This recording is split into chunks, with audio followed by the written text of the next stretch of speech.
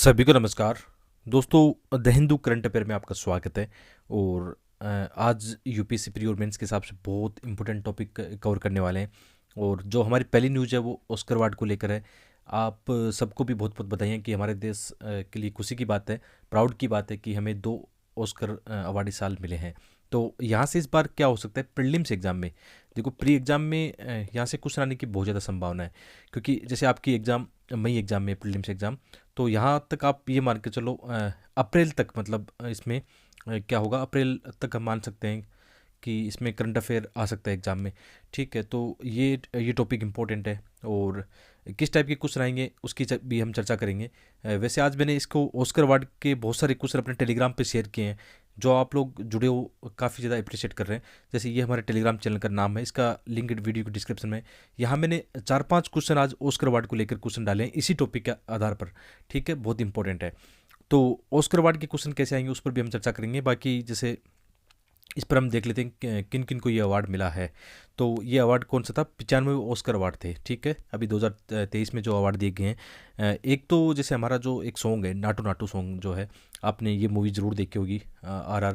ठीक है, इसका एक सॉन्ग है, ठीक है, नाटू। और इसको किस कैटेगरी में, बेस्ट ओरिजिनल सॉन्ग की कैटेगरी में ये किताब दिया गया है। ठीक है, ये बहुत इंपॉर्टेंट एक तो। और ये किसने कंपोज किया, इसके जो गीतकार है वो कौन है, वो भी यहाँ पे इम्पोर्टेंट हो जाता है। जैसे यहाँ पे इस फोटो में आप देख सकते हो। ठीक है, कंपोजर कौन है, MM कीरवानी। और इनके जो गीतकार है वो कौन है, चंद्र बोस है। ठीक है, और इसके अलावा जैसे एक आपने देखा होगा जो डॉक्यूमेंट्री है, दी एलिफेंट विस्पर। ठीक है, इनके जो डायरेक्टर हैं और जो प्रोड्यूसर हैं, ये यहाँ पे तस्वीर आप देख सकते हो उनकी, है ना। तो ये इंपॉर्टेंट है कि यहाँ से संभावना, पूरी पूरी संभावना है कि इस साल अगले साल प्रीलिम्स में ऐसा क्वेश्चन बन सकता है, क्योंकि प्राइज़ को लेकर भी क्वेश्चन 2021 में पूछा गया था। तो ऐसे प्राइज़ वाले क्वेश्चन जरूर आते हैं और ये तो बहुत ज़्यादा इंपॉर्टेंट है, इसलिए ये काम आ सकता है। तो आप इनके क्या ध्यान रखोगे, इनके जो जो भी डायरेक्टर है, कंपोजर है, मतलब गीतकार जो है, उनको ध्यान में रखना है कि किन को ये अवार्ड मिला गया है। पहली बात तो ये ध्यान रखना है। ठीक है, तो ये हमने देख लिया कि एक तो नाटू नाटू जो सॉन्ग है, ठीक है, उसको दिया गया है ओरिजिनल, जो बेस्ट ओरिजिनल सॉन्ग है उस इस कैटेगरी में दिया गया है। एक दिया गया है डॉक्यूमेंट्री शॉर्ट मूवी के अंदर। ठीक है, द एलिफेंट विस्पर, इसको ध्यान में रखना है। ये डॉक्यूमेंट्री बहुत अच्छी है, ये मैंने भी देखी थी, बहुत ही प्यारी है कि जिसमें एक आप कह सकते हो कि एक एनिमल और जो ह्यूमन, उसके बीच में जो एक बहुत शानदार प्रेम होता है उसको दिखाया गया है। दोस्तों, इसको कैसे इस्तेमाल करोगे आप अपने ऐसे के पेपर में। ठीक है, ये सबसे इंपॉर्टेंट है कि आपको ये पता हो कि इस चीज़ को मैं अपने ऐसे में कैसे लिखूंगा। ठीक है, ये मैं आपको अभी बताने वाला हूँ कैसे लिखेंगे। जैसे आपका ऐसे रोचक कब होगा, जब आप ऐसे की जब शुरुआत करते हो इंट्रोडक्शन पार्ट में, आपके पास एक शॉर्ट स्टोरी है, ठीक है, कहानी है, इस कहानी को आप बताते हो या कहीं केस स्टडी बताते हो। ठीक है, तो उससे अच्छे मार्क्स मिलते हैं। ये मैंने अप्लाई किया है और मुझे ऐसे में 157 मार्क्स यूपीसी के एग्जाम में प्राप्त हुए हैं। ठीक है, वो अभी बताने वाला हूँ आपको कैसे एक स्टोरी हम बनाएंगे आपके सामने। और ऐसे ही न्यूज़पेपर से आप स्टोरी निकालते जाओ और अपनी मेंस के एग्जाम में उनको अच्छे से इस्तेमाल करना है। ठीक है, तो ये डॉक्यूमेंट्री है, इनके जो फिल्म मेकर है गुनीत मोंगा, इनकी है। और इसका नाम डॉक्यूमेंट्री का ध्यान रखना, द एलिफेंट विस्पर्स। ठीक है, और ये हमने देख लिया कि जो RR फिल्म है उनके निर्देशक कौन है। कई बार क्वेश्चन ऐसे बनेंगे उठपटांग की, इस मूवी के उस मूवी के सॉन्ग को मिला है, उसके डायरेक्टर कौन है, तो ये भी आपको ध्यान रखना है। उनके संगीतकार और गीतकार को भी नाम याद रखना है। संगीतकार MM कीरवानी और गीतकार है चंद्र बोस। ठीक है, और भी बहुत सारी डिटेल, ये इंपॉर्टेंट डिटेल है कि जैसे जो elephant whisper sorry the elephant whisper जो डॉक्यूमेंट्री है, ये कहाँ पे किस पर बेस है, तो तमिलनाडु का मुदमलई जो टाइगर रिजर्व है। ठीक है, उसमें वहाँ पर क्या होता है कि जैसे अब आप यहाँ पे तस्वीर में देखना, इनका नाम क्या नाम है, अभी नाम देखेंगे आगे। नाम तो भूल गया, सॉरी मैं पहले ध्यान था। जैसे इनका नाम है बोमन बोमन और बेली। ठीक है, ये कपल है। और ये क्या करते हैं कि जो यहाँ का जैसे मुदुबलो टाइगर रिजर्व है, वहाँ पे जो हाथी होते हैं, उसमें हाथी के जो परिवार होता है उनसे एक हाथी का जो बछड़ा है, रघु नाम है शायद उसका, जो है पिछड़ जाता है। ठीक है, और उसको ये मतलब एक तरह से आप कह सकते हो उस बच्चे को बचाते हैं, उसका पालन पोषण करते हैं अपने बच्चे की तरह। और बाद में यहाँ पे एक एक छोटी जो फीमेल हाथी है बच्चा, उसका भी ये पालन पोषण करते हैं, इस स्टोरी में दिखाया गया है, बहुत इंपॉर्टेंट है। तो आप जैसे ऐसे के पेपर में क्या करोगे, आप ऐसे के पेपर में ऐसे स्टोरी जहाँ पे आपको लगे कि इस ऐसे में ये फिट बैठ सकती है, तो वहाँ पे ये नाम ध्यान रखना। ठीक है, इनका नाम जो है बोमन और बेली, इनको ध्यान रखना कि आप कैसे शुरू करोगे स्टोरी। ऐसे शुरू करना जैसे आप इंट्रोडक्शन पार्ट में शुरू करते हो कि हाल ही में एक अपनी एक शॉर्ट मूवी है, उसको ऑस्कर अवार्ड मिला है, उनके जो किरदार हैं बोमन और बेली। ठीक है, उनका मतलब हाथियों के साथ इतना एक शानदार प्रेम दिखाया गया है। मतलब कैसे इंगेज करोगे आप स्टोरी को, समझ गए ना इस बात को। आप ऐसे भी शुरू कर सकते हो, बोमन और बैली कहाँ पे रहते थे, कहाँ पे रहते हैं ये आप ऐसा कह सकते हो कि इस ट्राइब से बिलोंग करते हैं। जैसे जो कटु नायकट जनजाति है ना, उससे बिलोंग करते हैं, पश्चिमी घाट की जनजाति है। तो स्टोरी को ऐसे भी इंगेज कर सकते हो, कैरेक्टर का नाम शुरू कर सकते हो, कहाँ रहते हैं, वो क्या करते हैं, हाथियों को बचाने का काम करते हैं, उनके जो हाथियों के बच्चे परिवार से बिछड़ जाते हैं, या ऐसे हाथी जिनको मतलब जंगल में बहुत ज़्यादा मतलब गंभीर हालत में होते हैं, बीमार होते हैं, उनकी सेवा करते हैं। और इस डॉक्यूमेंट्री में दिखाया गया है कि इनका जो प्यार है ना, मतलब देखने लायक है। ये मैं आपको रिकमेंड करूँगा, यदि आप ऐसा देख पाओ तो शायद ये नेटफ्लिक्स पर आपको मिलेगी। बहुत ही अच्छी है, मतलब बहुत ही प्यारी डॉक्यूमेंट्री है, इसको देख सकते हो। और अपने यूपीसी के हिसाब से काम क्या क्या है, एक तो ऐसे राइटिंग में आप इसको करना, और एथिक्स में भी एज एग्जांपल आप इन्वायरमेंट एथिक्स आपने देखा है अपने सिलेबस में, उसमें एग्जांपल इस्तेमाल करना इसको, है ना। और ये तो ऐसे राइटिंग में मैं तो इस्तेमाल करने वाला हूँ, जब भी मेंस लिखने का मौका मिलेगा इसको, स्टोरी को मैं मेंस में लिखने वाला हूँ। पहले से मैंने अपना नोट्स बना लिया कि मैं इस स्टोरी को जहाँ भी मुझे मौका मिला मैं लिखूंगा, ठीक है। ये कहीं भी फिट बैठ सकती है। और इसके अलावा अपने प्री में काम का कटु नायकर जनजाति, याद रखना पश्चिमी घाट पर है, ठीक है। ये क्वेश्चन आ सकता है, ये क्वेश्चन भी मैंने टेलीग्राम पे शेयर किया है कि कटु नायकर जनजाति कहाँ पाई जाती है, ठीक है। तो पश्चिमी घाट विशेषकर तमिलनाडु केरल है, वहाँ पे ये जनजाति पाई जाती है। और इनका पारंपरिक ज्ञान, हम कई बार बात करते हैं ना कि जो स्थानीय लोग होते हैं उनके पास नॉलेज का भंडार है, पारंपरिक ज्ञान का भंडार है। कैसे ये अपने साथ इन्वायरमेंट को लेकर चलते हैं, कैसे इन्वायरमेंट की रक्षा करते हैं, वो प्रकृति से उतना ही प्राप्त करते हैं जितना उनको चाहिए होता है। तो उन इस नॉलेज को आप अपनी मेंस में कीवर्ड में कहीं भी इस्तेमाल कर सकते हो, ठीक है। इस बात को आप समझ गए होंगे। तो ये बात है कि प्री में कैसे क्वेश्चन आएंगे, मेंस में कैसे क्वेश्चन आएंगे, उनको कैसे आप एज एग्जाम्पल इस्तेमाल कर सकते हो, ये सब इस टॉपिक से आपने सीखा, ठीक है। और बाकी ज़्यादा इंपॉर्टेंट क्या हो सकता है इसमें, बाकी और भी फैक्ट हो सकते हैं कि ऑस्कर अवार्ड को लेकर मतलब क्या क्या है। तो ये जो डॉक्यूमेंट्री थी उसमें मैंने स्टोरी बता दी आपको कि ये मधुमला टाइगर रिजर्व की है, और वहाँ पर मतलब कैसे उनके बीच में एक हाथी और हाथी का बच्चा और जो कपल है, ठीक है, मिस्टर बोमन और मिस बेली जो है, उनका प्रेम बहुत ज़्यादा देखने को मिलता है। आप जब इस डॉक्यूमेंट्री देखोगे तो आपके अंदर भी बहुत सारे ऐसे इमोशन आएंगे, बहुत ज़्यादा आप भावुक हो सकते हो इस चीज़ को लेकर। अच्छी बात है, मतलब जीवों के प्रति ऐसा प्रेम होता ही है। और विशेषकर आपके पास कोई ऐसा पेट है, जैसे आपके पास कोई डॉग हो सकता है, या कैट हो सकता है, या मतलब काऊ हो सकती है, कुछ भी हो सकता है, तो आप इस प्यार को महसूस करोगे कि ये तो मैं हमेशा महसूस करता हूँ या करती हूँ, ठीक है। ये चीज़ें हमें बहुत ज़्यादा सिखाती है।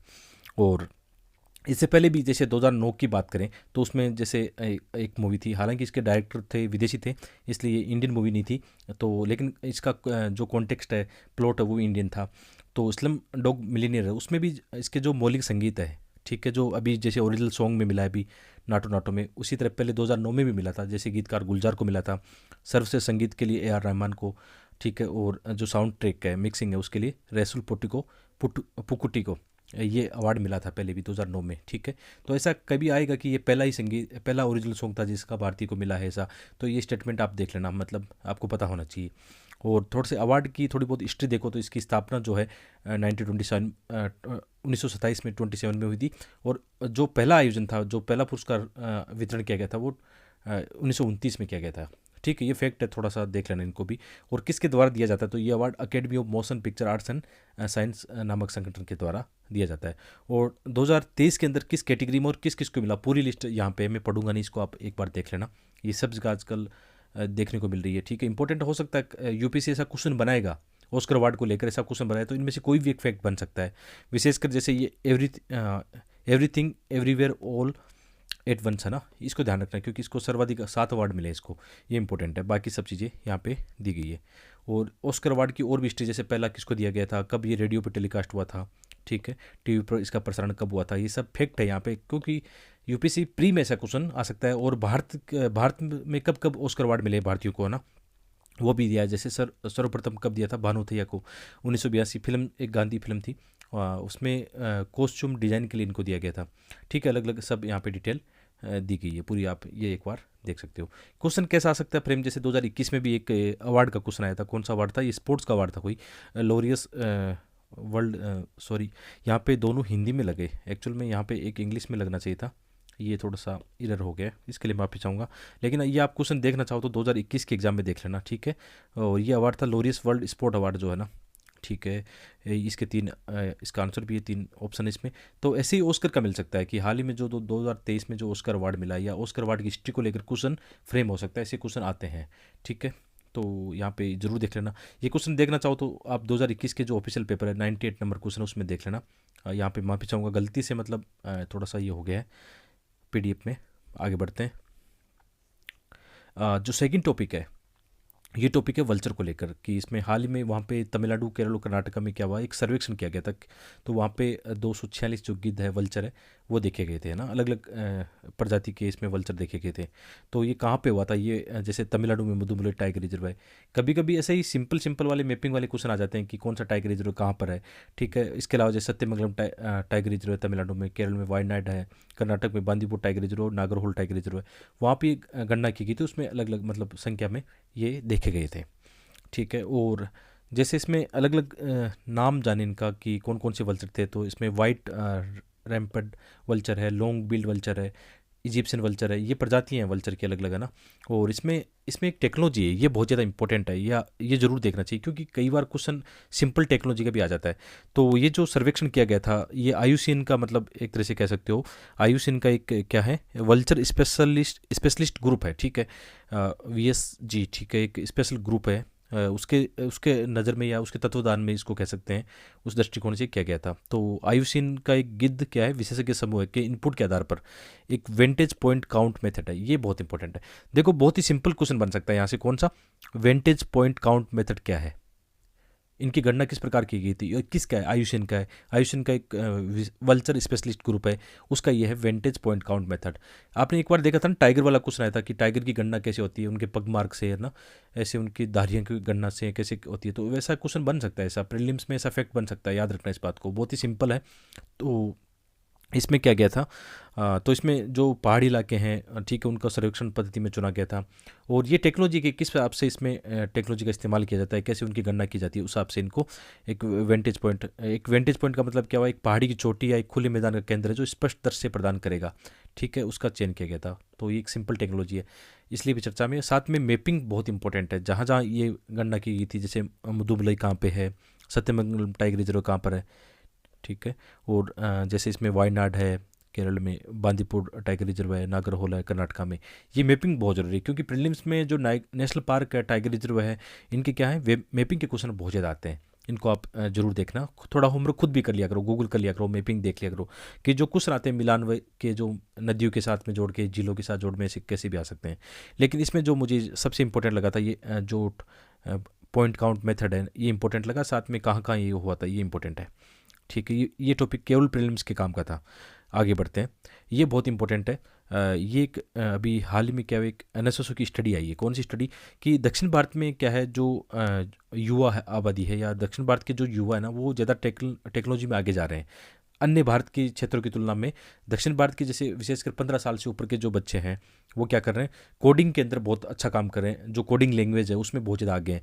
तो ये इंपॉर्टेंट हमारे लिए हो जाता है, कि इससे क्या होता है कि फिर एक हमारे सामने कई सारी समस्याएं भी खड़ी होती है, क्षेत्रीय असमानता की समस्याएं हैं, या हम सस्टेन डेवलपमेंट की बात करते हैं कि एक क्षेत्र का विकास अधिक हो गया, एक का कम हो गया, तो वहाँ पे बहुत ज़्यादा काम आता है। ये विशेषकर आपके मेंस में भी बहुत ज़्यादा काम आ सकता है, विशेषकर GS2 के अंदर काम आएगा।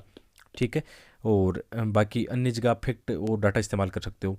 तो ये सर्वे किसने करवाया था, ये तो इम्पोर्टेंट है। तो हाल ही में क्या है, जो NSSO है, NSSO आपने देखा होगा, नेशनल सैंपल सर्वे ऑफिस, ये बहुत इंपॉर्टेंट है। ठीक है, नेशनल सैंपल सर्वे ऑफिस, ये किस मिनिस्ट्री में आता है, ministry of statistics and programme implementation. ठीक है, सांख्यिकी और कार्यक्रम कार्यान्वयन मंत्रालय। अब ये देखो इंपॉर्टेंट है, प्री में से क्वेश्चन कई बार आए हैं कि कौन सा किस मंत्रालय में है, क्या काम करता है। तो ये बात ध्यान रखना, ये जो सर्वे हाल ही में हुआ है, कौन सा, जो कोडिंग का सर्वे हुआ है, कि किस क्षेत्र में युवा कहाँ पर आगे जा रहे हैं, कोडिंग में कौन ज़्यादा आगे है, उसका सर्वेक्षण हुआ था। इसमें डाटा देख के बताया गया है कि किस राज्य में कितने बच्चे इसमें आगे हैं, कितने उसमें लड़कियां हैं, कितने लड़के हैं, ये सब डाटा इसमें दिए गए हैं। क्योंकि इससे क्या होता है, कहीं ना कहीं जब हम पॉलिसी बनाते हैं, फिर है ना, बहुत सारी ऐसी योजनाएं बनाते हैं, उसमें ये चीज़ें बहुत ज़्यादा काम आती है। तो एक तो ये याद रखना, ये सर्वे किसने किया था। ठीक है, इसका याद रखना, राष्ट्रीय नमूना सर्वेक्षण कार्यालय, NSSO। ठीक है, NSSO ने किया था। NSSO किस मंत्रालय में आता है, ये पता होना चाहिए। ये सांख्यिकी और कार्यक्रम कार्यान्वयन मंत्रालय में आता है। ठीक है, तो इस सर्वेक्षण का उद्देश्य क्या था, कि जैसे हमारे जो सस्टेन डेवलपमेंट गोल है ना, 2030 तक अचीव करने हमें, उन गोल को कहीं ना कहीं उसमें प्रगति देखी जा रही है, कि भारत में अलग अलग टारगेट रखे गए हैं, उसके हिसाब से ये भी एक पॉइंट इसमें शामिल होता है। तो इसमें बताया गया कि दक्षिण भारत में विशेषकर जो युवा पुरुष और महिलाएं हैं, वो देश के अन्य भागों की तुलना में क्या है, जो कहीं ना कहीं जो टेक्निकल भाषा है, कोडिंग आजकल आप जानते हो, सिंपल कंप्यूटर प्रोग्रामिंग, उसको सीखने में बहुत ज़्यादा आगे हैं।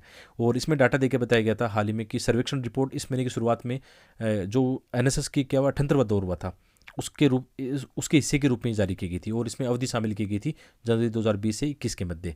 ठीक है, और ये टॉपिक दोनों में इंपॉर्टेंट है, आपके प्री और मेंस दोनों के हिसाब से बहुत ज़्यादा इंपॉर्टेंट इसको मैं मानता हूँ। ठीक है, कहीं कहीं आपको ये चाहिए होगा कि आप, जैसे ऐसा कोई क्वेश्चन आया जहाँ पे समाज की ऐसी बात आती है, एजुकेशन की, टेक्नोलॉजी की बात आती है, तो वहाँ पे आप एनएसएसओ का डाटा देके बता सकते हो कि भारत के अन्य क्षेत्रों की तुलना में ये चीज़ें हैं। और हो सकता है इस पर एक पूरा क्वेश्चन भी बन जाए, कि ऐसा क्वेश्चन बन जाएगा कि हाल ही में कि एनएसएसओ का एक रिपोर्ट आई उसमें ये बताया गया है, ऐसा क्वेश्चन फ्रेम हो सकता है इसको लेकर।